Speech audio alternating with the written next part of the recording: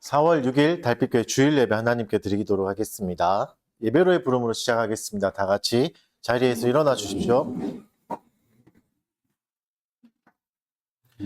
우리 주 하나님이여 영광과 존귀와 권능을 받으시는 것이 합당하오니 주께서 만물을 지으신지라 만물이 주의 뜻대로 있었고 또 지으심을 받았나이다 하더라. 아멘. 사랑하는 주님 감사합니다. 우리에게 또 새로운 날을 주시고 또 새로운 시간에 하나님을 예배할 수 있게 해주신 것 감사드립니다. 예배의 시작 시간입니다. 우리의 마음이 오직 하나님께로만 향해 있게 하여 주시고 하나님을 경외하는 마음으로 끝까지 주님께 예배하는 온전한 시간이 되게 하여 주십시오. 예수님 이름으로 기도드립니다. 찬송하겠습니다. 29장 찬송 드립니다. 성도여 다 함께 할렐루야 아멘. 주 찬양하여라 할렐루야 아멘. 주 보좌 앞에서 택하신 은혜를 다 찬송하여라 할렐루야 아멘. 만문을 열어라 할렐루야 아멘. 온 하늘 울려라 할렐루야 아멘. 인도자 되시며 친구가 되신 주 그 사랑 끝없다 할렐루야 아멘. 주 찬양하여라 할렐루야 아멘. 찬양은 끝없다 할렐루야 아멘.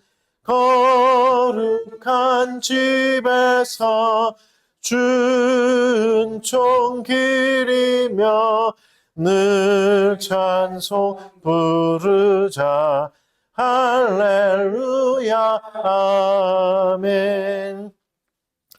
다 같이 사도신경으로 우리 신앙을 고백하겠습니다. 전능하사 천지를 만드신 하나님 아버지를 내가 믿사오며 그 외아들 우리 주 예수 그리스도를 믿사오니 이는 성령으로 잉태하사 동정녀 마리아에게 나시고 본디오 빌라도에게 고난을 받으사 십자가에 못 박혀 죽으시고 장사한 지 사흘 만에 죽은 자 가운데서 다시 살아나시며 하늘에 오르사 전능하신 하나님 편에 앉아 계시다가 저리로서 산 자와 죽은 자를 심판하러 오시리라.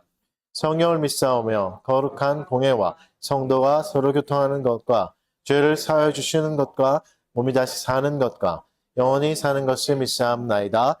아멘. 자리에 앉아 주십시오. 십계명 교독 시간입니다. 오늘은 웨스트민스터 대유리 문답 107문에서 110문 문답하도록 하겠습니다.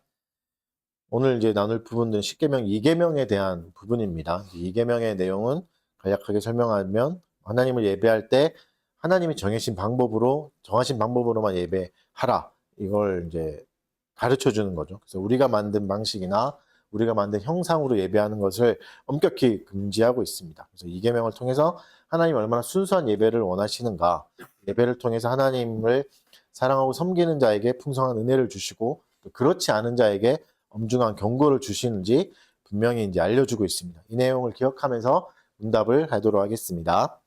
107문 제2계명은 무엇입니까? 또 위로 하늘에 있는 것이나 아래로 땅에 있는 것이나 땅 아래 물속에 있는 것에 어떤 형상도 만들지 말며 그것들에게 절하지 말며 그것들을 섬기지 말라. 나 내 하나님 여호와는 질투하는 하나님인즉 나를 미워하는 자의 죄를 갚되 아버지로부터 아들에게로 3, 4대까지 이르게 하거니와 나를 사랑하고 내 계명을 지키는 자에게는 1000대까지 은혜를 베푸느니라. 108문 제2계명에서 요구하시는 의무는 무엇입니까? 요구하시는 의무는 하나님께서 하나님의 말씀으로 정하신 종교적 예배와 규례를 받아들이고 따르며 순수하고 온전하게 지키라는 것입니다. 특히 그리스도의 이름으로 기도하고 감사하며 말씀을 읽고 설교하고 들으며 성례들을 베풀고 받으며 교회 정치와 지리가 있어야 하고 교회를 섬기는 직분을 세우고 유지하며 종교적 금식을 행하고 하나님의 이름으로 맹세하고 하나님께 서약하며 거짓된 모든 예배를 부인하고 혐오하고 반대하며 우리 각자의 지위와 사명에 따라 거짓된 예배와 우상 숭배를 위한 모든 기념물을 제거해야 합니다. 백금은 제2계명에서 금지하시는 죄는 무엇입니까? 금지하시는 죄는 하나님께서 친히 제정하지 않은 다른 어떤 예배를 고안하고 의논하고 명령하고 이용하고 어떤 식으로든 인정하는 것, 거짓 종교를 허용하는 것, 삼위 하나님 전체나 그중 어느 위를 표현하고자 우리 마음속으로나 실제로 다른 그 어떤 피조물을 그것의 형상으로나 그와 비슷하게 만드는 것, 그리고 그 형상 자체를 예배하거나 그 형상으로 또는 그 형상 안에서 하나님을 예배하는 모든 일, 거짓 신들의 형상들을 만드는 것, 그것들을 예배하거나 그것들에 속하는 것을 섬기는 것, 우리가 직접 고안하여 쓰는 것이든 다른 사람들로부터 전통을 통해 받은 것이든 고대 문화, 풍속, 헌신, 선한 의도라는 명목으로나 혹은 다른 그 어떤 구실로나 하나님께 드리는 예배에 무엇을 더하거나 제함으로 하나님께 드리는 예배를 더럽게 하는 모든 미신적인 고함품 그리고 성직매매, 신성모독, 하나님께서 정하여 주신 예배와 규례를 무시하고 경멸하며 저지하고 반대하는 모든 것입니다. 백신문 제2계명을 더 잘 지키게 하기 위해 더해진 내용은 무엇입니까? 잘 지키게 하기 위해 더해진 내용은 나 내 하나님 여호와는 질투하는 하나님인즉 나를 미워하는 자의 죄를 갚되 아버지로부터 아들에게로 3, 4대까지 이르게 하거니와 나를 사랑하고 내 계명을 지키는 자에게는 1000대까지 은혜를 베푸느니라입니다. 이 말씀은 우리를 다스리시는 하나님의 주권과 그 주권에 대한 우리의 합당한 태도, 하나님께서 하나님 자신에 대한 예배에 대해 갖고 계시는 열렬한 열심, 영적 간음인 모든 거짓 예배 하나님의 복수하시는 분노를 보여줍니다. 또 이 말씀 안에서 하나님께서는 이 계명을 어기는 사람들을 자기를 미워하는 것으로 간주하셔서 몇 세대에 걸쳐 그들을 벌하실 것이라고 위협하시며 이 계명을 지키는 사람들을 자기를 사랑하고 그의 계명들을 지키는 사람으로 여기셔서 많은 세대에 걸쳐 그들에게 자비 베푸실 것을 약속하십니다. 이 시간에 죄의 공적인 고백하는 시간입니다. 우리의 죄악을 주께 구하고 용서를 구하는 시간 갖도록 하겠습니다. 잠깐 회개하는 시간 갖도록 하겠습니다.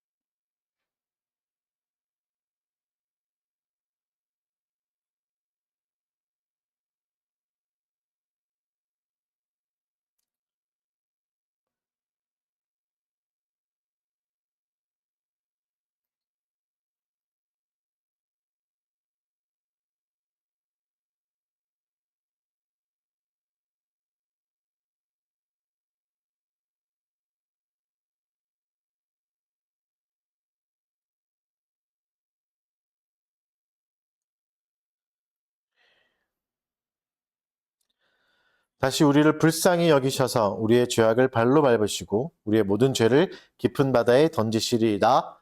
아멘. 감사 찬송 드리겠습니다. 찬송 시편 찬송가 50장 찬송하겠습니다. 다 같이 자리에 일어나 주십시오.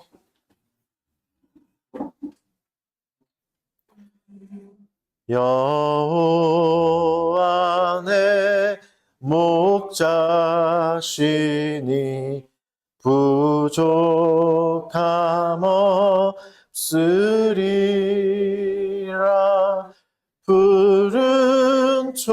저장과 물가로 나를 인도하시네. 내 영혼 소생시키며 자기 이름 위하여 생명의 의의 길로 인도하시는 도다. 내가 사망의 음침한 골짜기로 걸어도 주 지팡이와 막대기 나란히 하시리라. 내 원수의 목전에서 주 상을 베푸시며 기름으로 부으시니 내 잔이 넘치도다. 내 평생의 선하심과 주의 인자하심이 정녕 나를 따르리니 영원히 살리로다. 아멘.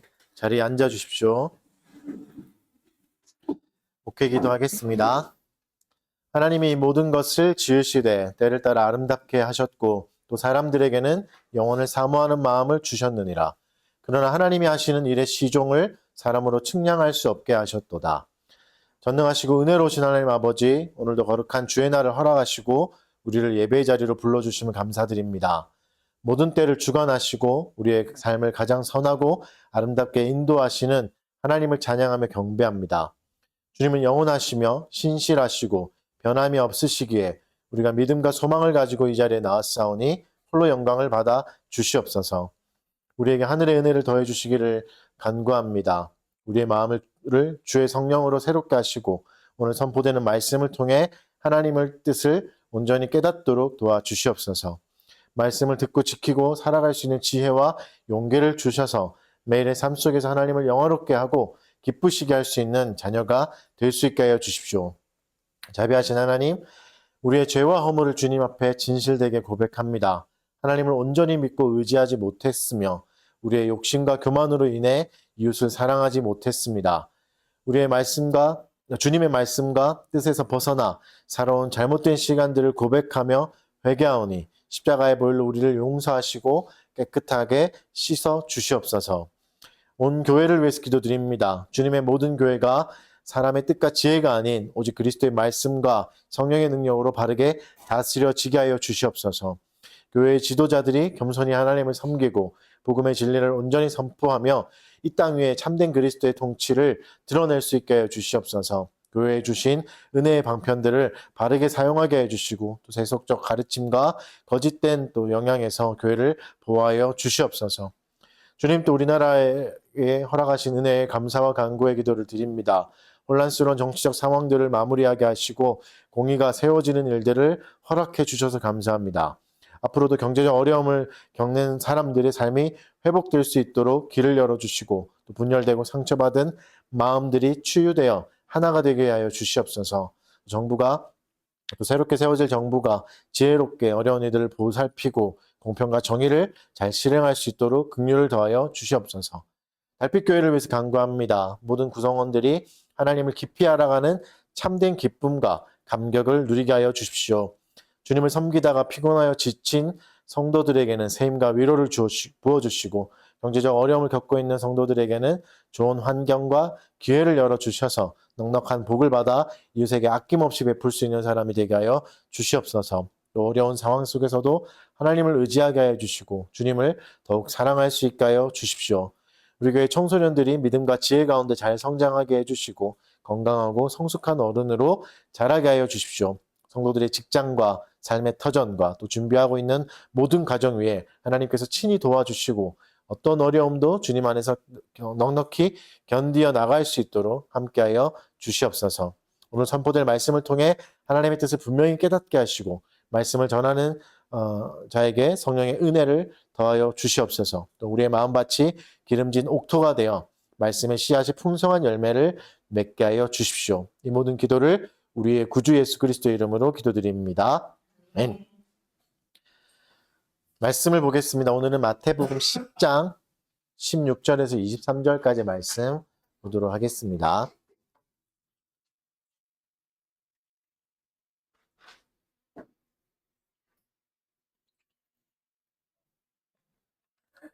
마태복음 10장 16절에서 23절 제가 한번 봉독해 드리겠습니다. 보라, 내가 너희를 보냄이 양을 이리 가운데 보냄과 같도다. 그러므로 너희는 뱀같이 지혜롭고 비둘기같이 순결하라. 사람들을 삼가라. 그들이 너희를 공회에 넘겨주겠고 그들의 회당에서 채찍질하리라. 또 너희가 나로 말미암아 총독들과 임금들 앞에 끌려가리니 이는 그들과 이방인들에게 증거가 되게 하려 하심이라. 너희를 넘겨줄 때에 어떻게 또는 무엇을 말할까 염려하지 말라. 그때에 너희에게 할 말을 주시리니 말하는 이는 너희가 아니라 너희 속에서 말씀하시는 이 곧 너희 아버지의 성령이시니라. 장차 형제가 형제를 아버지가 자식을 죽는 데에 내주며 자식들이 부모를 대적하여 죽게 하리라. 또 너희가 내 이름으로 말미암아 모든 사람에게 미움을 받을 것이나 끝까지 견디는 자는 구원을 얻으리라. 이 동네에서 너희를 박해하거든 저 동네로 피하라. 내가 진실로 너희에게 이르노니 이스라엘의 모든 동네를 다 다니지 못하여 인자가 오리라. 아멘. 네, 오늘은 마태복음 40번째 시간입니다. 늑대 속에 살더라도 양으로 살아남으라 라는 제목 가지고 말씀 전하도록 하겠습니다.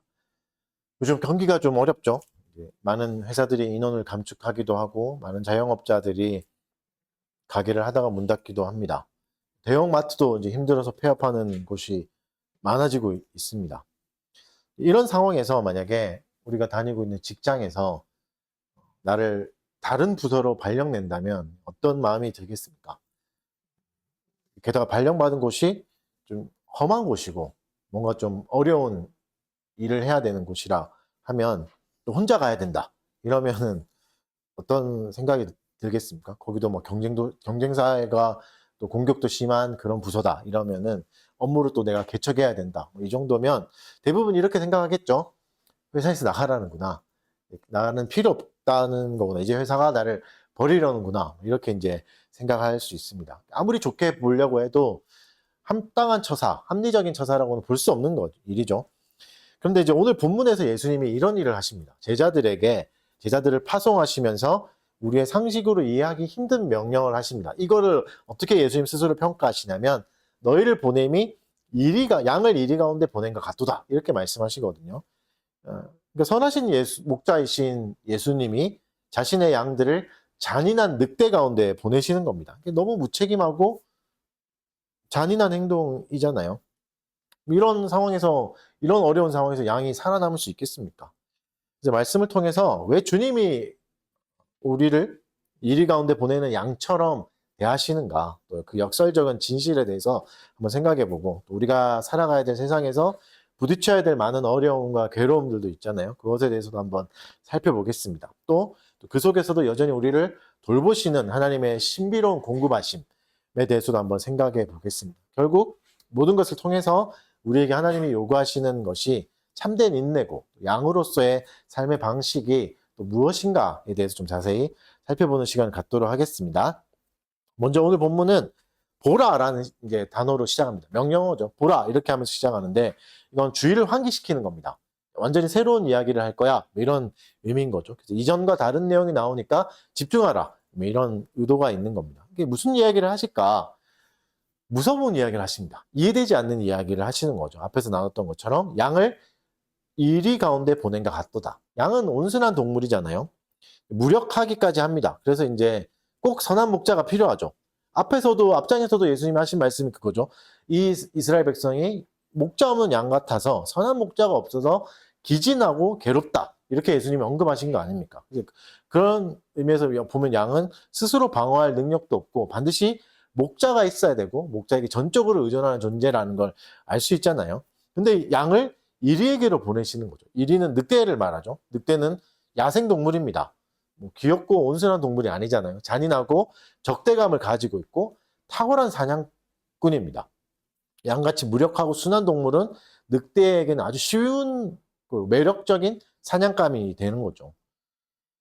양을 지금 복음을 전하고 하나님의 말씀대로 살아가는 백성이라고 이제 생각한다면 늑대는 어떻겠습니까? 복음에 대해서 반대하고 또 복음을 제멋대로 희석하고 오용하는 거짓 선지자 또 아니면 마냥 복음을 거부하고 부끄럽게 여기는 사람을 가리킵니다.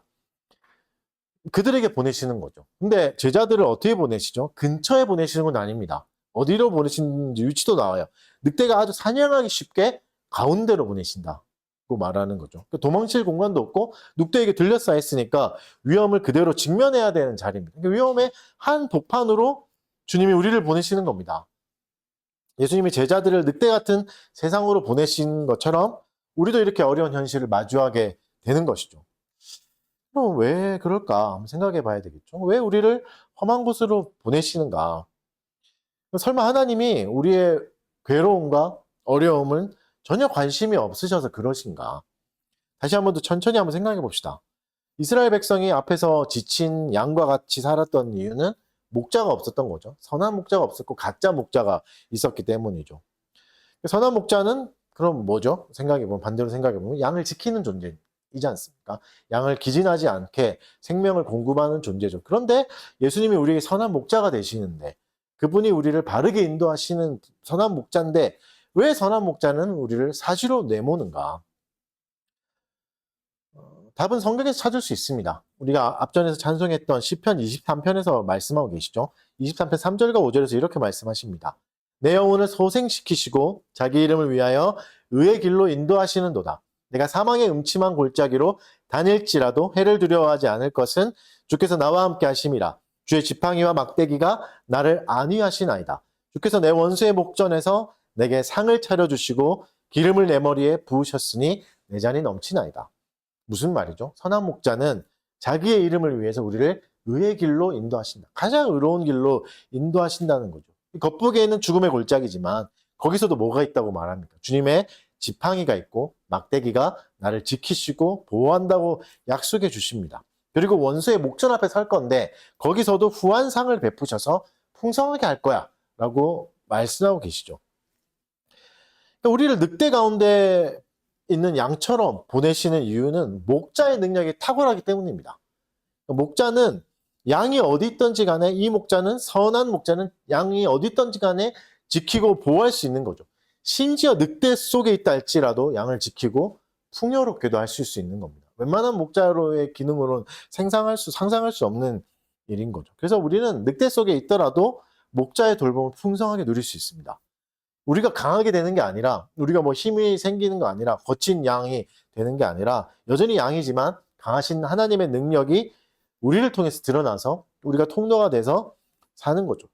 바울의 고백처럼 내 능력이 약한 데서 온전해진다는 말씀처럼 하나님의 능력이 부족한 양을 통해서도 충분히 드러나는 겁니다. 늑대 가운데서도 양이 살아남는 거죠. 그래서 무엇을 하시는가?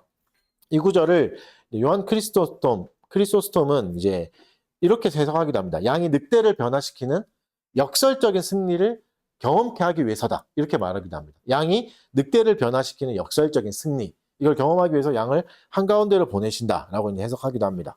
이 역설적인 일이 어떻게 가능한가? 실제로 이런 일은 사실 선교 역사에서 많이 일어나잖아요. 잡혀갔던 사람을 통해서 복음이 전파되고 그리스도인들이 생기는 것들. 성경에도 너무 많이 나오지 않습니까? 가장 대표적인 사람이 누구죠? 바울이잖아요. 사도행전 8장에서 쭉 나오죠. 그리스도를 따르는 사람들을 사냥하는 늑대 같은 삶을 살았습니다. 바울은. 그런데 어떻게 됩니까? 양이 되죠. 오히려 그들을 통해서 양이 됩니다. 그리스도를 만나게 되는 거죠. 그래서 너희를 늑대 가운데로 보낸다는 말씀은 그냥 무책임한 말씀이 아닙니다. 내가 너희를 유기한다. 내가 너희를 버린다. 포기한다. 고생해봐라. 이런 의미가 아닌 거죠. 오히려 뭐죠? 무엇을 만나게 될지 명확하게 말씀해 주시는 겁니다. 우리가 닥칠 어려움을 미리 알려주시는 겁니다. 여러분 오해하지 마십시오. 주님은 지금 나를 따르면 대박이다. 나를 따르면 장밋빛 미래밖에 없다. 야 교회 다녀라. 교회 다니면 복 받고 엄청나게 잘 살 수 있다. 이렇게 말씀하시는 게 아닙니다. 나를 따르면 너희는 연약한 양이 돼서 사나운 늑대 가운데 살게 될 것이다. 말씀을 따르려고 하면 할수록 그렇게 될 것이다. 현실적인 이야기를 해주시는 거죠. 하지 말고 교회 다니시는 겁니까? 그러면 이제 폭력에 맞설 힘이 없는 양은 어떻게 늑대 가운데서 생존할 수 있을까? 그래서 하나님은 양에게 걸맞는 생존법을 주십니다. 말씀을 같이 읽어봅시다. 10장 16절, 마태복음 10장 16절 읽겠습니다. 시작.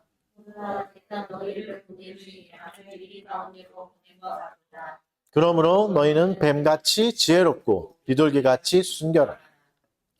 생존법이 뭐죠? 뱀같이 지혜롭고 비둘기같이 순결하라고 말씀하십니다. 여러분 여기에서는 부정적인 함의는 없습니다. 부정적인 뜻이 있거나 이 의미가 숨겨져 있지는 않습니다. 그래서 뱀과 비둘기, 뱀이 나왔다고 해서 부정적인 의미는 아닙니다. 양에게 꼭 필요한 생존 전략을 알려주시는 겁니다. 뱀은 어떤 동물이죠? 일단 부정하긴 하죠. 뱀은 부정한 동물이죠. 창세기부터 성경의 시작부터 나쁜 역할을 했잖아요. 그래서 모두가 뱀을 미워합니다. 뱀 좋아하시는 분 계십니까? 잘 없죠. 그래서 뱀은 자기가 미움을 받고 있다는 걸 잘 압니다. 그래서 생존을 위해서 굉장히 예민하게 반응합니다. 굉장히 계산도 빠르고 생존 능력이 탁월합니다. 그래서 여러분 우리는 뱀처럼 지혜롭다는 것은 생존을 잘해야 된다는 거죠. 계산을 잘해야 되는 거죠. 무엇을 계산해야 될까요? 치루어야 될 대가를 계산해야 됩니다. 우리가 치루어야 될 대가가 있습니다. 선하게 살 때 치루어야 될 대가. 넷플릭스 영화 중에 전란이라는 영화가 있는데 추천하는 영화는 아닙니다. 너무 잔인해가지고 보시면 안 됩니다. 그렇게 재미있는가? 임진왜란을 배경으로 하는 영화인데 예고편을 보셔서 좀 아시겠지만 박정민이라는 이제 배우가 나오고 강동원이 배우가 나오잖아요. 놀랍게도 노예가 이제 강동원이 노예 역할을 하고 박정민이 이제 양반 역할을 하는데 박정민이 굉장히 좋은 사람으로 나와요. 노예 같은 친구도 노비도 똑같이 친구처럼 대해주는 동무처럼 대해주는 좋은 사람입니다. 그러니까 순진하고 굉장히 따뜻한 사람이에요. 근데 일종의 사건을 겪고 흑화합니다. 그 후에는 이제 노예들을 어떻게 대하냐면 짐승처럼 대합니다. 노예를 밟고 막 말 타고 여기까지 예고편에도 나오니까 왜 그렇게 됐을까요? 순수함이 부족해서 그럴까요? 더 착했어야 되는데 더 순수해야 되는데 아닙니다. 반대인 거죠. 계산이 부족한 겁니다. 계산이 부족해서 그런 겁니다. 무엇을 계산해야 되죠? 내가 따뜻한 마음과 순수한 마음을 가지고 세상을 살아가는데 비용이 든다는 걸 계산했어야 됩니다. 비용이 들죠. 이것을 계산해야 됩니다. 만약에 그냥 아무렇게나 살면 이런 거 계산할 필요가 없죠. 거짓말하고 폭력 행사하고 이렇게 저렇게 피해 다닐 때마다 다르게 나쁜 말을 하고 산다면 비용을 계산할 필요가 없습니다. 어차피 마음대로 사니까. 근데 반대로 선하게 살고자 하면 냉정하게 현실을 인식해야 됩니다. 이렇게 살다가 배신당할 수도 있고 이렇게 살다가 상처받을 수도 있다. 현실을 인식해야 됩니다. 그리고 그때도 나는 어떻게 행할 건가? 선을 어떻게 행할 건가? 이것을 미리 준비해야 되는 거죠. 그래서 예수님도 누가복음에서 이런 말씀하십니다. 14장 28절에서 망대를 세울 때, 전봇대 같은 거 이거 세울 때 비용을 계산하는 건 당연한 거다. 이렇게 말씀하세요. 그러니까 내가 선을 행하려면 내 능력이 어느 정도 되는지, 어디까지 할 수 있는지, 그 세상을 그냥 무조건 선하게 살면 좋을 거야. 이런 생각이 아니라 내가 어디까지 할 수 있는가를 잘 생각해야 되는 거죠. 그냥 선하게 산다는 것은 그냥 지나친 기대만 있는 게 아닙니다. 내가 이렇게 살면 세상이 아름다워질 거야. 이건 잘못된 기대입니다. 지나친 기대인 거죠. 이렇게 살려면 노력이 필요하다. 그리고 수고가 필요하고 나의 희생도 필요하다는 거에 대해서 대비하고 생각해야 됩니다. 종교개혁자 멜랑히톤이 그런 말을 했습니다. 옛 아담은 젊은 멜랑히톤에게는 너무 강하다. 무슨 말이죠? 옛 아담은 젊은 멜랑히톤에게는 너무 강하다. 옛 아담은 부패한 본성을 말합니다. 죄악된 본성. 죄 가운데 있는 사람이죠. 우리 안에 있는 죄성인 거죠.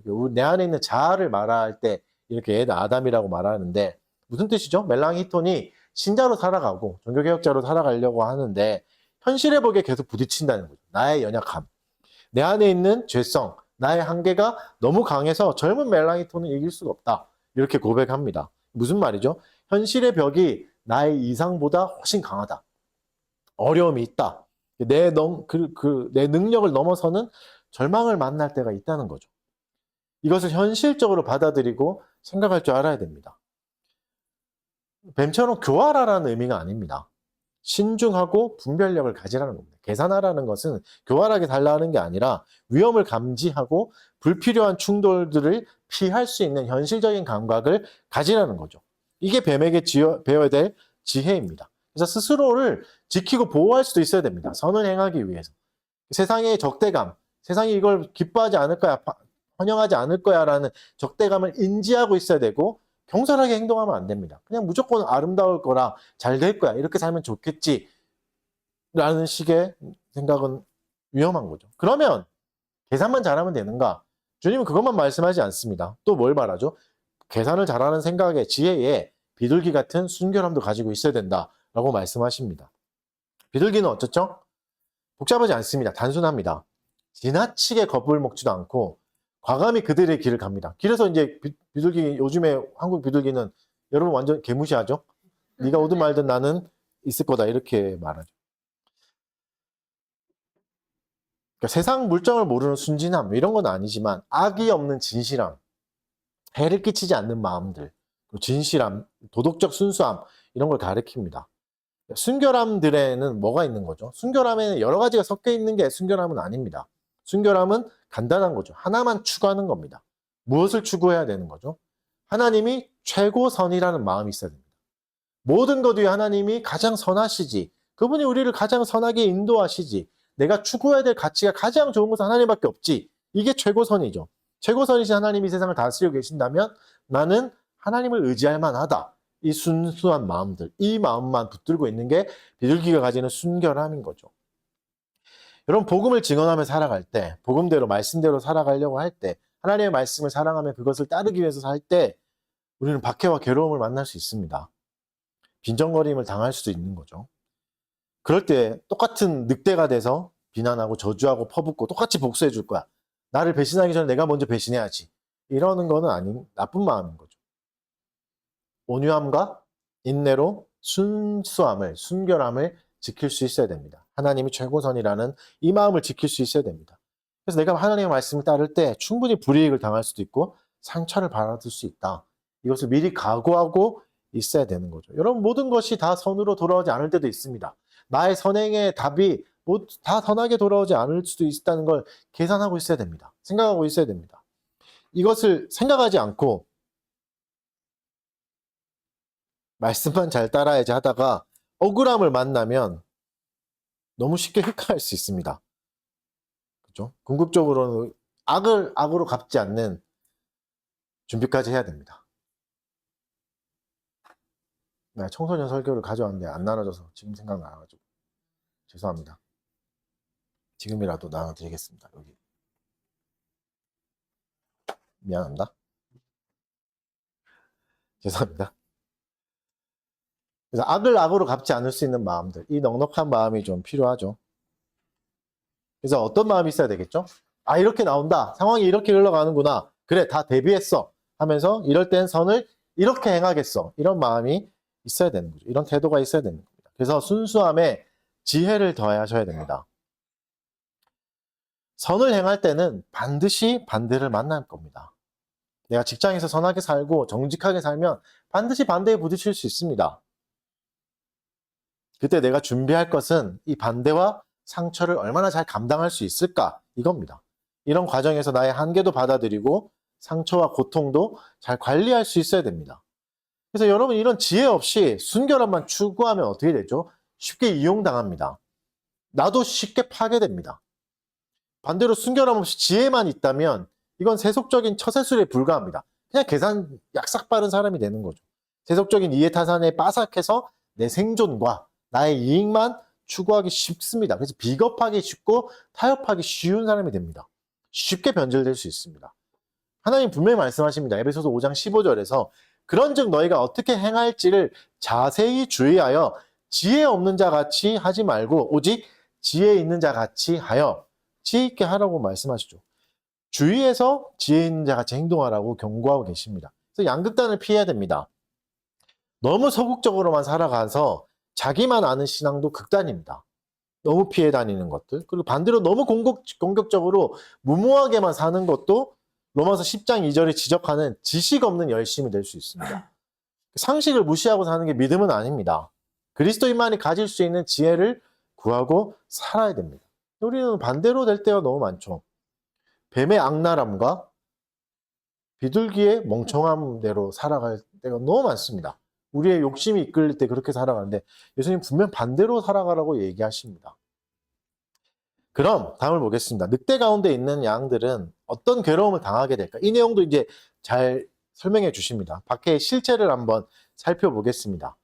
일단 어떤 게 있죠? 우리는 공적인 압박들, 공적인 핍박과 사적인 관계에서 배신을 경험하게 됩니다. 그래서 17절에는 어떻게 말씀하시냐면 사람들을 삼가라 이렇게 말씀하십니다. 뭐 단순히 사람들을 피하라는 말씀은 아니겠죠. 왜냐하면 이미 늑대 가운데 있는데 거기서 어디로 피하겠습니까? 피할 수가 없어요. 사람들로 피하거나 이들로부터 완전히 떨어지는 것은 불가능합니다. 이 말씀은 무슨 의미겠습니까? 각오하라는 의미죠. 사람들에게 이런 상처를 받을 수 있다. 이제 혼란스러운 일이 생길 건데 안전벨트를 단단히 매라. 이제 험난한 길을 갈 거야. 이렇게 말씀하시는 거죠. 지난주에 살펴봤던 예수님의 제자 선정도 생각해 보십시오. 여기 누가 있었죠? 도둑인 가룟 유다도 있었습니다. 배신자 가룟 유다도 있었습니다. 예수님 어떻게 하셨죠? 받아들이셨어요. 12제자를 받아들이시고 심지어 권능도 똑같이 나눠주십니다. 그래서 악인이 당하는 심판과 그들의 말로를 오히려 우리에게 보여주시는 도구로 사용하시기도 합니다. 그래서 여러분 우리가 하나님의 말씀을 따라 살아갈 때 인간 관계 속에서 반대를 경험할 수 있습니다. 상처를 받을 수도 있고 배신을 경험할 수 있습니다. 우리에게 큰 상처를 내는 것은 비단 물리적인 공격만은 아니죠. 사람들에게 실망할 때, 사람들에게 상처를 받을 때, 심지어 심하면 살아갈 소망마저 끊어질 때가 많습니다. 그래서 우리는 너무 쉽게 무너지기도 합니다. 가까운 친구에게, 가까운 사람들에게 상처를 입고 믿었던 친구에게 사기를 당하기도 하죠. 근데 이거는 그냥 살아갈 때도 일어날 수 있는 일입니다. 교회를 안 다니고 그냥 살아갈 때도 충분히 일어나는 일입니다. 그런데 이제 복음을 전파하고 살아가는 사람들, 하나님의 말씀을 따르기로 결단하고 말씀대로 실천하는 사람들에게는 더 심한 일도 생길 수 있다. 말씀하시는 겁니다. 어떻게 해야 되죠? 우리가 바꿀 수 없는 것에 대해서는 견딜 수 있는 힘을 달라고 기도해야 되고 바꿔야 할 것에는 열심과 용기를 달라고 기도해야 됩니다. 하나님은 지금 뭘 알려주시는 겁니까? 바꿀 수 없는 것을 알려주시는 겁니다. 사람들의 반대, 상처, 실망 이거 바꿀 수 없다 말씀하시는 겁니다. 이 박해를 그러면 이 견딜 수 있는 힘을 구해야 됩니다. 여기서 주의할 것은 여러분 일상생활에서 생기는 아픔을 말하는 게 아닙니다. 내가 그냥 자연인으로 살 때 생기는 그런 고통들이 아니라 복음을 전파하고 하나님의 자녀답게 살려고 할 때, 말씀을 존중하며 살려고 할 때, 하나님을 경외하며 살려고 할 때, 살아갈 때 생기는 반대를 말합니다. 그냥 나의 모자람 때문에, 나의 부족함 때문에 당연히 받아야 되는 그런 어려움들, 박해를 말하는 게 아닙니다. 제자들은 이제 어떻게 되죠? 공회와 해당에서 고난을 당한다고 말씀하십니다. 공회는 유대인의 지역에 있는 법정이잖아요. 여기서 이제 형을 선고하는 곳이 공회고, 여기서 형을 받겠죠. 회당은 어떤 역할을 하죠? 여기서 태형을 맞죠. 여기서 이제 채찍을 맞거나 징벌을 하는 곳이 이제 회당입니다. 그러니까 채찍도 맞고 물리적 고통도 경험하고 송사를 당해서 법적인 다툼도 일어날 거다. 이런 얘기를 하시는 거죠. 첫 번째 전도 여행은 짧고 특수한 상황이었지만 이제는 보편적인 상황을 말씀하시는 겁니다. 이제는 계속 이렇게 될 거야. 더 힘든 상황이죠. 연약한 제자들이 예루살렘이나 작은 동네만 살았던 연약한 제자들이 이제 세상의 권력자들 앞에 서게 될 거고 법정에 서게 될 거고 또 제자들을 통해 세워진 교회도 똑같은 아픔을 겪을 거다라고 말씀하시는 겁니다. 우리도 이런 상황에 대해서 깊은 묵상과 준비가 필요합니다. 모든 상황이 순탄하게만 흘러가지는 않을 겁니다. 위기의 순간도 올 겁니다. 이미 왔었고 과정이고 또 올 수도 있는 거죠. 교회를 운영하는 것을 한번 생각해 봅시다. 우리가 교회를 운영하고 있는데 교회는 위기를 맞을 수 있겠죠. 어려운 순간도 찾아올 수 있겠죠. 그러면 어떻게 해야 되는가? 그때도 우리는 어떻게 할 건가? 이 두려움의 순간에도 하나님을 어떻게 의지할 건가? 이 시나리오가 있어야 됩니다. 모든 상황 속에서 약하되 약한 우리가 어떻게 하나님을 신뢰하며 이 상황을 버텨나갈 건가? 이게 있어야 되는 거죠. 이게 지혜인 거죠. 하나님은 점점 더 상황을 설명해 주시는데 더 확장됩니다. 고난은 계속 확장됩니다. 더 크고 넓은 범위의 공적인 박해가 있을 거다라고 말씀하십니다. 공회와 회당에서 핍박을 당하는 것은 유대 사회라면 이제는 더 넓어지죠. 총독과 임금들 앞에도 끌려가게 될 거라 말씀하십니다. 당시에 유대인에게는 왕이 없었잖아요. 임금이 없었잖아요. 그러면 이때 총독과 임금이라면 유대 사회 밖에 있는 개념이죠. 외국인 겁니다. 누구죠? 로마죠. 로마의 통치자들을 말하는 겁니다. 연약한 청년이었던 작은 동네 사람이었던 제자들이 이제 유대를 넘어서 국제사회에 그곳에서도 고난을 받게 될 거다. 그 앞에서도 어려움을 당하게 될 거다. 여러분, 이게 작은 동네에서만 살던 제자들에게 너무 무서운 말씀이 될 수 있겠지만 역사적으로 보면 하나님의 관점으로 넓게 생각해 보면 무슨 뜻이죠? 복음이 이제 유대를 넘어서도 전파된다. 이 말입니다. 유대를 넘어서도 로마에까지 전파된다라는 거죠. 그리고 법정 앞에 선다는 것은 무슨 말이죠? 그 당시에는 로마가 이제 세계 그 자체라 여겨졌을 때니까 이 로마에도 복음이 전파되고 로마는 이것을 핍박해야 될 정도로 복음이 정말 융성해진다는 겁니다. 복음이 미미하다면 핍박할 필요가 없겠죠. 너무나 강성해져서 많아지니까 핍박까지 해야 된다라고 이제 얘기하는 것이죠. 물론 아프기도 하는 이야기죠. 근데 아픔은 이것만이 아닙니다. 아직도 끝나지 않았습니다. 더 큰 아픔이 있습니다. 더 큰 아픔은 뭐죠? 가장 사적인 배신을 경험하는 고통이 있다고 말씀해 주십니다. 21절에서는 뭐라고 말씀하시죠? 형제와 부모, 자식 간에, 부모 자식 간에도 배신이 있고 죽음에 넘겨질 거다. 일이 일어날 거다라는 얘기하죠. 무서운 말씀입니다. 사실 이제 혈연 관계잖아요. 본능적으로 가장 가까운 관계가 혈연 관계인데 그것도 파괴된다. 파괴되는 아픔을 겪게 된다고 말씀하십니다.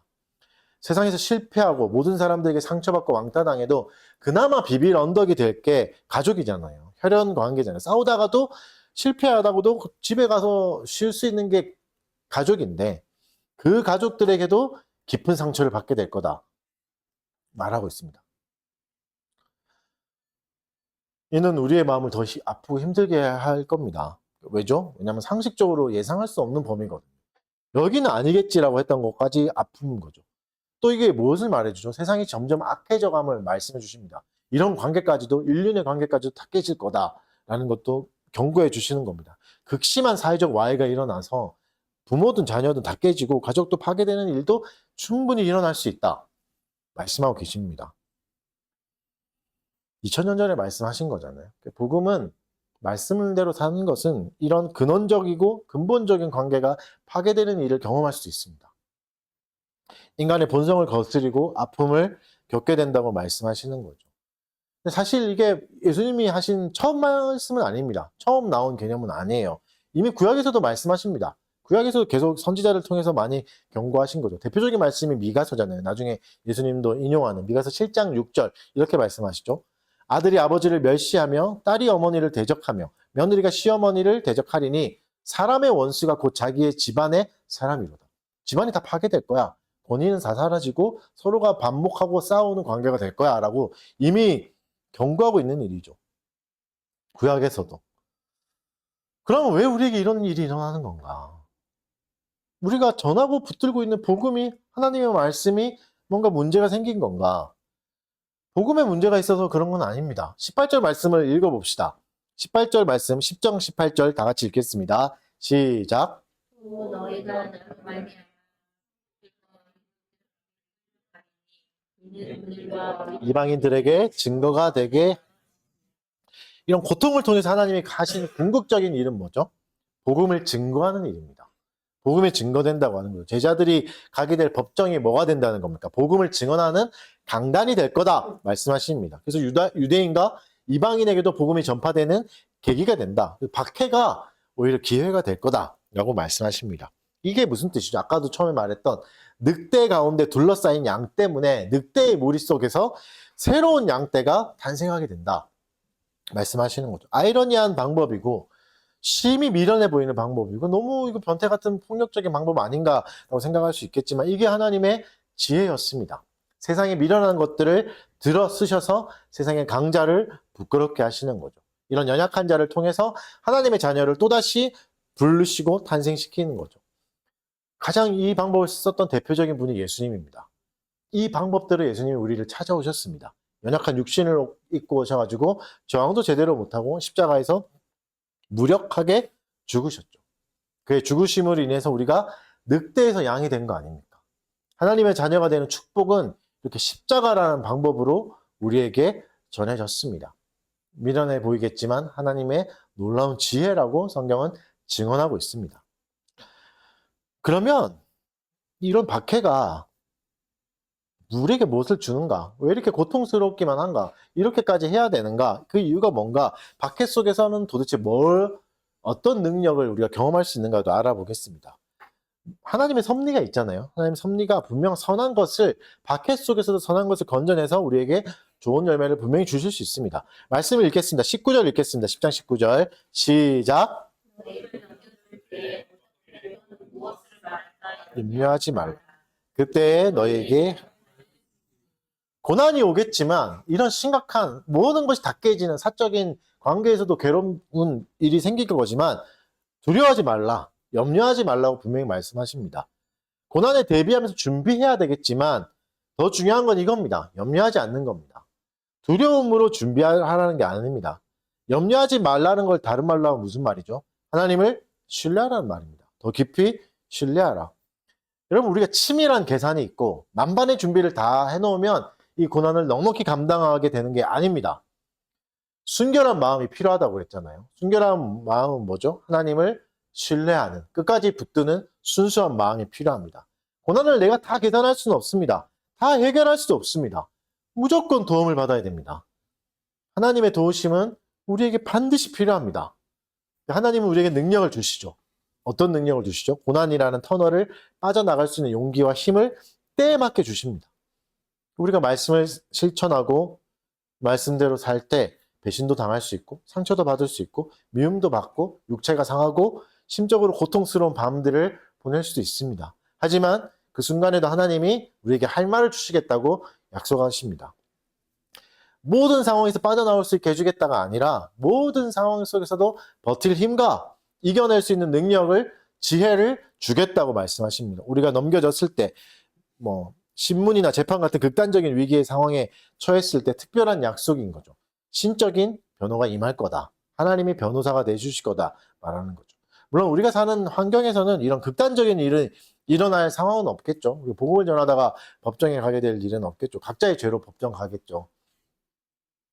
더 넓게 생각해 보면 이런 류의 상처와 어려움을 경험할 수 있다고 넓게 생각할 수 있습니다. 이럴 때 하나님이 우리를 위해서 힘을 예비하고 계신다. 예비한 힘이 있다. 이렇게 생각할 수 있습니다. 20절에서는 이 능력의 근원도 분명히 말씀해 주십니다. 말하는 이는 너희가 아니라 너희 아버지의 성령이다. 성령의 근원은, 능력의 근원은 우리에게서 나오는 게 아니다. 라고 분명히 말씀해 주시는 거죠. 그래서 여러분, 우리는 자기의 능력을 과신해서도 안 됩니다. 내 능력만으로도 이것을 할 수 있냐 없냐로 계산해서도 안 됩니다. 내 능력만 계산한다면 엄두가 나지 않아서 쪼그라들 겁니다. 내 능력만으로, 내 능력 안에서만 해야지 라고 한다면 줄어드는 거죠. 예를 들어서 교회 운영을 또 얘기해 볼까요? 교회 운영을 얘기해 보면 내 능력과 범위 안에서만 교회를 운영하자고 생각하면 쪼그라들 겁니다. 근데 만약 교회를 운영하는 것이 하나님을 영화롭게 하고 그분을 즐거워하는 일의 한 부분이라면 용기를 내야 됩니다. 순수하게 하나님을 신뢰하는 일도 필요합니다. 내 능력을 넘어서는 범위에서도 하나님이 우리를 도우시리라는 것을 믿고 의지해야 되는 거죠. 사실 이미 적지 않은 시간 동안 우리가 그것을 경험한 거 아닙니까? 용기를 가지시길 바랍니다. 하나님은 우리의 능력을 이미 벗어난 일을 지금까지 해오고 계신 겁니다. 기독교 안에 수많은 순교자를 한번 생각해 보십시오. 실제로 하나님이 그들에게 힘을 주셔서 죽음의 순간을 담대하게 다 통과했습니다. 놀랍죠? 죽음의 순간에서 그래서 수많은 순교자들의 어록이 있잖아요. 펄펄 끓는 기름에 들어가기 전에도 담대하게 말하고 호통을 치면서 담대하게 죽음을 받아들였던 사람들이 너무나 많습니다. 전승에 따르면 그런 것들이 많죠. 전승뿐만 아니라 성경 속에서도 충분히 많은 증거를 찾을 수 있죠. 스데반 집사가 그랬죠. 순교 장면에서 담대하게 변론하고 담대하게 놀랍게 그리스도를 봅니다. 하나님이 영광 가운데 있는 하늘의 보좌를 보게 되죠. 그래서 담대하게 그 죽음의 순간을 이겨내요. 바울도 그렇죠. 두렵지만 담대하게 변론하는 장면들을 우리가 봤습니다. 이게 뭐라고요? 성령의 능력이다. 바울의 능력이 아니라 하나님의 성령의 능력을 이렇게 변론할 수 있게 된다. 공회 앞에서 제자들도 복음을 담대하게 변론합니다. 심지어 베드로는 어부지만 대단한 설교로 많은 사람들이 3,000명이나 회심하는 일도 일어나잖아요.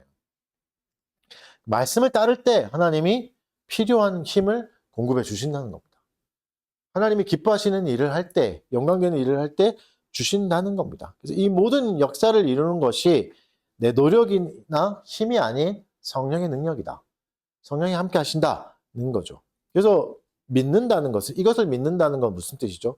한치 앞에 안 보이는 어둠 속이고 두렵지만 하나님을 신뢰함으로 한 걸음 더 내디딜 수 있다. 이런 의미가 되는 겁니다. 그러면 다음으로 넘어가 보겠습니다. 이것을 믿고 견뎌낸 사람이 얻는 열매를 한번 생각해 봅시다.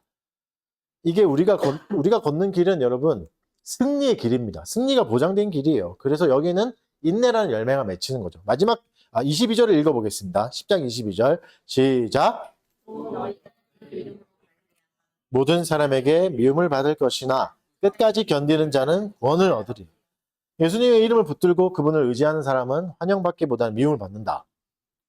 우리의 믿음에 대해서 우리가 믿음을 가지고 있으면 대단한 환영과 찬사를 들을 거다 생각해서는 안 됩니다. 그러나 끝까지 견디내는 사람은 구원을 받게 된다. 그러니 잘 참고 견뎌야 된다. 참고 견뎌야 된다는 거죠. 그럼 생각해 봅시다. 그럼 구원은 인내하는 믿음의 여정을 가다가 끝에 주어지는 건가? 잘 참고 있으면 참으면서 가면 되는 건가? 그럼 잘 견딘 사람이 구원을 받는다면 이러고 있을 때가 아닌 거죠. 우리가 지금부터 뭘 해야 되죠? 1시간 동안 사우나에서 참기. 막 이런 또 베어 그릴스처럼 막 야생에서 벌레 잡아먹고 생존하기. 이런 거에서 인내심을 키워야 하지 않겠습니까? 그죠? 그래야 구원에 가까워지니까. 인내가 커야 구원에 가깝다면 그런 거죠. 근데 뭐 생각해 보신 것처럼 웃긴 얘기죠. 그죠? 구원은 조건이 있는 게 아닙니다. 만약 조건이 있다고 해도 하나님에게서 끊어진 인간이 그 조건에 맞는 대가를 지불할 수 없습니다. 능력이 없습니다. 그래서 하나님의 구원은 어떻게 주어지죠? 일방적인 은혜로 주어집니다. 전적인 은혜로 주어지는 거죠. 우리 쪽에서는 어떤 조건도 찾을 수 없습니다. 조건은 하나가 나오죠. 성경에서는 하나님의 기쁘신 뜻이다. 그 말씀밖에 없습니다. 그래서 우리는 어떤 조건도 없이 구원을 받은 거 아닙니까? 그래서 잘 참는 사람이 구원을 받는 건 아니에요. 그러면 이게 무슨 말이죠? 조건 없이 우리에게 주어진 구원에게는 이런 능력이 있다는 걸 말씀해 주시는 겁니다. 끝까지 견딜 수 있는 능력도 포함된다. 구원받은 자는 끝까지 견딜 수 있다는 거죠. 궁극적으로 인내 또한 구원받은 자에게 주시는 하나님의 선물이다. 은혜다. 이걸 말씀하시는 거죠. 우리의 역할은 뭡니까? 그냥 그분께 붙들려 따라가는 겁니다. 하나님께 붙들려서 따라가는 것밖에 없습니다. 그럼 어떻게 더 잘 견딜 수 있을까? 물론 지혜로우라고 하니까 더 잘 견딜 수 있는 방법도 있겠죠. 어떻게 이 열매를 더 잘 누릴 수 있을까? 인내라는 열매를 잘 누릴 수 있을까? 하이델베르크 요리문답 28문이 이걸 잘 가르쳐 줍니다. 정답은 섭리입니다. 28문에서 이렇게 말합니다. 하나님께서 모든 것을 창조하시고 섭리로서 여전히 보존하심을 아는 것이 우리에게 어떤 유익을 줍니까? 섭리 아는 게 뭐 도움이 됩니까? 이렇게 물을 때 어떻게 답하죠? 이렇게 답합니다. 우리는 어떠한 역경에서도 인내하고 형통할 때 감사하며 또한 장래일에 대해서도 우리의 신실하신 하나님 아버지를 굳게 신뢰하여 어떠한 피조물이라도 우리를 하나님의 사랑에서 끊을 수 없으리라 확신합니다. 모든 피조물이 완전히 하나님의 손안에 있으므로 그의 뜻을 거슬러 일어나거나 되는 일은 하나도 없습니다. 이거죠. 섭리를 믿는 것이. 우리가 마치 세상에서 완전히 미움받는 존재가 되고 버려진 도구가 같이 되어버렸을 때라도 섭리는 또다시 우리를 하나님의 사랑으로 데려다 준다라고 말씀하고 계시는 겁니다. 나는 여전히 하나님의 사랑 안에 있다는 것을 확인시켜 줍니다. 언제요? 세상 모두가 나를 대적할 때라도 하나님의 사랑에서 그 무엇도 끊을 수 없다라고 말씀하십니다. 섭리를 알고 그것을 믿고 의지할 때 우리는 인내라는 열매를 더 잘 누리고 즐길 수 있습니다. 섭리는 뭘 가르쳐 줍니까? 승리를 가르쳐 줍니다. 지금이 너무 어렵고 힘들겠지만 이건 승리가 보장된 싸움이야. 이걸 말씀해 주시는 거죠. 여러분, 군인은 전쟁의 결과가 불확실해도 열심히 싸웁니다. 죽든 살든 열심히 싸웁니다. 근데 승리가 확실한 전쟁이라면 무엇을 더 주저하겠습니까? 용기를 가지십시오. 지금까지 우리가 경험하지 못했던 일들이 또다시 펼쳐질 거고 또 어려움이 있겠지만 주님은 우리에게 승리를 주실 겁니다. 모든 순교자가 그랬던 것처럼 하나도 빼놓지 않고 그랬던 것처럼 그리스도의 사랑 안에서 하나님의 영광을 보게 될 것입니다. 23절에는 이 싸움의 또 다른 방법도 알려주십니다. 박해가 있으면 피해도 된다라고 말씀해 주십니다. 동네가 괴롭히면 다른 동네로 가라 이렇게 말하죠. 무슨 말이죠? 모든 박해를 홀로 다 견뎌낼 수 있다고 받아낼 수 있다고 장담하지 마라. 우리는 한계가 있다. 때론 도망칠 수도 있다. 그건 배교가 아니라 부끄러운 일이 아니다라는 걸 말하는 거죠. 병법서인 손자병법서에도 분명히 도망치는 전략도 있습니다. 전략 중에 하나는 도망치는 것도 있어요. 작전상 후퇴도 전략 중에 포함되는 거죠. 우리의 사명이 이곳이 아니어도 다른 곳에서도 지속될 수 있으니 그걸 두려워하지 마라 라고 말하죠. 이 동네가 아니면 저 동네로 가서 사명을 이어갈 수도 있다 말이죠. 그래서 23절은 좀 난해 구절입니다. 이스라엘의 모든 동네를 다 다니지 못해도 인자가 오신다라고 약속하시는 건데 좀 난해 구절이에요. 그래서 다양한 해석이 있습니다. 시간이 없어서 이걸 다 다룰 수는 없으나 좀 비교적 합리적인 해석 하나만 얘기해드리면 이거는 AD 70년경에 로마가 이제 이스라엘을 공격하거든요. 그래서 둘러싸고 완전히 예루살렘 성을 파괴해버려요. 이거를 의미하는 것으로 보는 게 좀 가장 합리적인 해석 중에 하나입니다. 물론 다른 해석도 있습니다. 이스라엘의 집중된 사역은 무슨 말이죠? 끝이 온다. 금방 끝날 거야. 이런 뜻이죠. 옛 시대는 이제 곧 끝날 거니까 열심히 사역을 하면서 잘 버텨라. 또 다른 동네로 갈 수 있다. 이런 격려의 의미도 포함되어 있죠. 시간이 없으니까 긴급하게 사명을 감당하라는 촉구도 있는 겁니다. 오늘 말씀을 살펴봤습니다. 예수님이 양 같은 우리를 늑대 가운데로 보내신 이야기를 다 살펴봤습니다. 우리도 이렇게 연약하고 말 안 듣는 우리를 왜 늑대 가운데로 보내실까요? 왜죠? 우리가 양의 모습으로 연약할 때 역설적으로 가장 강력한 증인이 되기 때문입니다. 연약함 속에서 역사하시는 하나님을 통해서 하나님의 능력을 세상이 보게 되는 거죠. 우리를 통해서. 양의 온유함과 인내를 보게 될 거고 성령의 담대함을 보게 됐고 이것은 늑대조차도 변화시킬 수 있는 힘이 될 겁니다. 그 기독교의 신비죠. 능력이죠. 하나님의 성령이 도우신다고 언급하잖아요. 그 말은 뭐죠? 예수 그리스도가 우리를 보내시고 하나님의 성령이 우리를 도우시고 하나님 우리를 지켜주신다는 것은 이 모든 사역이 삼위일체 하나님의 사역이라는 겁니다. 완전한 연합의 사역이기 때문에 우리는 이 안에서 안전하다. 그리고 하나님과 완전히 연합되어 있다. 이런 의미가 있습니다. 여러분 우리의 신앙생활은 어려움을 겪을 겁니다. 믿음으로 바르게 살고자 하면 현실적인 박해가 있을 겁니다. 공적인 아픔도 있고 사적으로 아픔이 우리를 찾아올 겁니다. 그러나 염려하지 마십시오. 두려워하지는 마십시오. 결정적인 순간에도 하나님은 우리를 도우시고 할 말을 주실 겁니다. 신적인 도우심을 줄 겁니다. 우리의 과제는 끝까지 견디는 겁니다. 그런데 이것조차도 우리의 힘으로 하는 게 아니죠. 하나님의 주권과 사랑을 신뢰하면서 은혜에 붙들려 가는 겁니다. 그 과정입니다. 지혜롭게 대처하되 순결함을 잃지 않아야 됩니다. 이 둘 다를 잘 붙들고 있어야 됩니다. 계속해서 이 선을 왔다 갔다 할 수 있어야 됩니다. 세상의 방식에 따라 힘을 키워서는 안 됩니다. 주님이 주시는 지혜와 순결함을 잘 간직하고 살아가셔야 됩니다. 현실적 감각을 충분히 가지고 있으면서도 믿음으로 주님을 의지하는 모습도 있어야 됩니다. 여러분 우리는 반드시 한계에 부딪힐 겁니다. 하지만 그 한계를 넘어서 역사하시는 하나님의 능력도 보게 될 것입니다. 오늘도 우리를 견디게 할 거고 이 한 주도 우리를 살아가게 할 겁니다. 이 사랑의 확신 가운데 한 주를 살아가시는 달빛교회 교우들 되시길 바랍니다. 잠깐 기도하도록 하겠습니다. 들었던 말씀을 생각하면서 하나님 우리에게 주신 말씀들 또 감사하면서 잠깐 기도하도록 하겠습니다.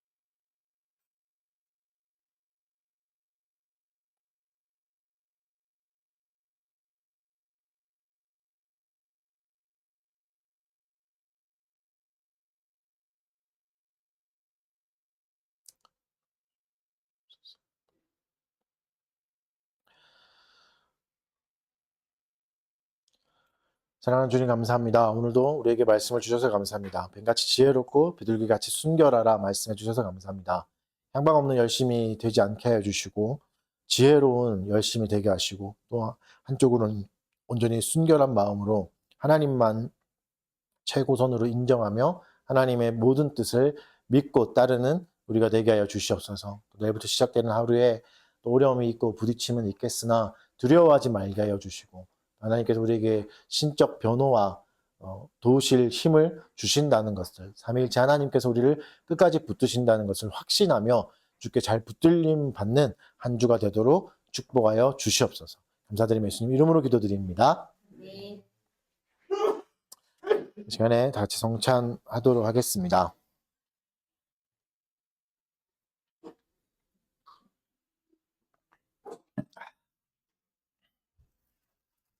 보이는 말씀인 성찬을 시행하겠습니다. 먼저 떡을 나누도록 하겠습니다. 주님이 십자가에서 자신의 몸을 찢으셔서 우리를 늑대에서 양이 되게 하신 것처럼 그 은혜가 우리에게 임하였음을 믿음으로 확증하고 또 느끼는 시간으로 또 성찬의 시간에 합당하게 참여하시길 바랍니다. 잠깐 기도하겠습니다. 사랑하는 주님 감사합니다. 그리스도께서 제정하신 모범에 따라 떡을 나누려고 합니다. 이 빵 가운데 영적으로 그리스도가 임재하심을 기억하게 해주시고 이미 우리에게 한 몸이 되게 하시고 우리를 죄를 사하여 주셨음을 믿고 따르는 은혜의 시간이 되게 하여 주시옵소서. 감사드리며 예수님 이름으로 기도합니다.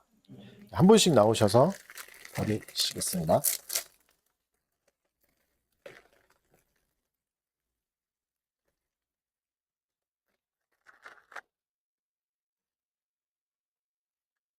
그리스도의 몸입니다. 그리스도의 몸입니다.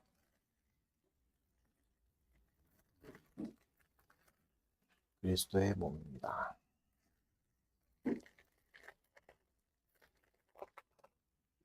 그리스도의 몸입니다.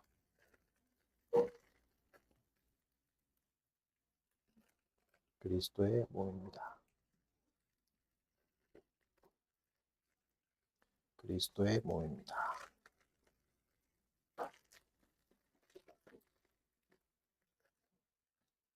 그리스도의 몸입니다. 그리스도의 몸입니다.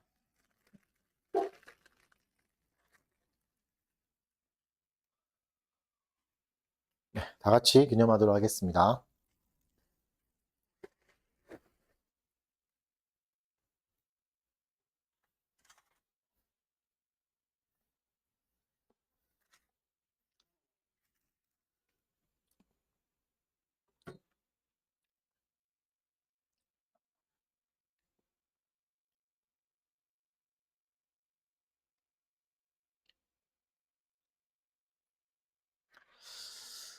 네, 이 시간에 잔을 나누도록 하겠습니다. 잠깐 기도하겠습니다. 사랑하는 주님, 주님의 명령에 따라 잔을 나누고 또 우리를 위해 흘리신 그리스도의 보혈을 기억합니다. 또 죄를 씻기 위해서 흘리신 그리스도의 피로 또 새 언약에 우리에게 허락하셨음을 믿습니다. 그 무엇도 우리를 하나님의 사랑에서 끊을 수 있는 피조물은 없음을 다시 확증하는 은혜의 시간이 되게 하여 주시고 또 영적으로 임재하심을 풍성히 누리게 하여 주시옵소서. 감사드리며 예수님 이름으로 기도드립니다. 네, 그리스도께서 십자가에서 피를 흘리심으로 우리를 구원하신 것을 또 믿음으로 또 참여하기 위해서 한 분씩 나오셔서 잔을 받으시겠습니다.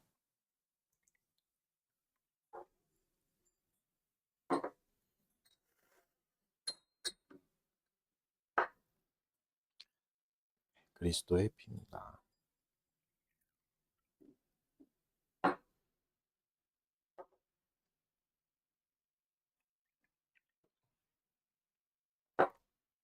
그리스도의 피입니다.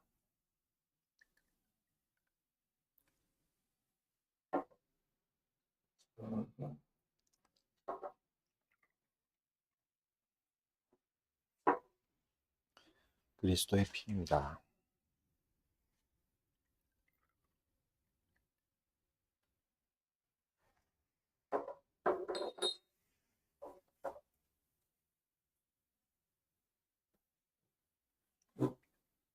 그리스도의 피입니다.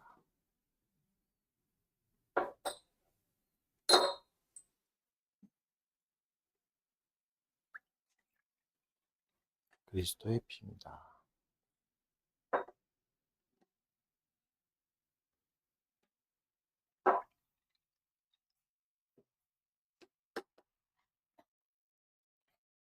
그리스도의 피입니다.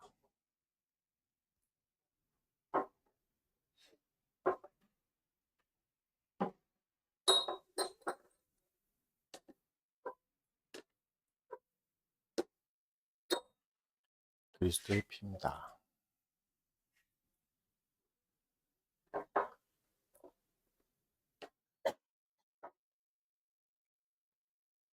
그리스도의 피입니다.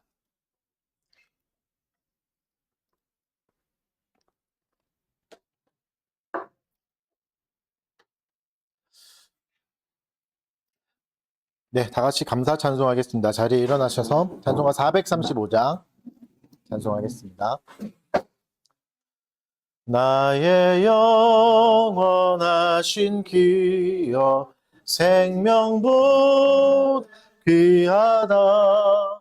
나의 갈 다가도록 나와도 가소서. 주께로 가까이 주께로 가오니 나의 갈 다가도록 나와 동행하소서. 세상 부귀 아니람과 모든 명예 버리고 험한 길 가는 동안 나와 동행하소서. 주께로 가까이 주께로 가오니 나의 갈 길 다가도록 나와 동행하소서. 어두운 골짝 지나가며 험한 바다 건너서 천국 문에 이르도록 나와 동행하소서. 주께로 가까이 주께로 가오니 나의 갈 길 다가도록 나와 동행하소서. 아멘. 헌금 헌상기도 하겠습니다.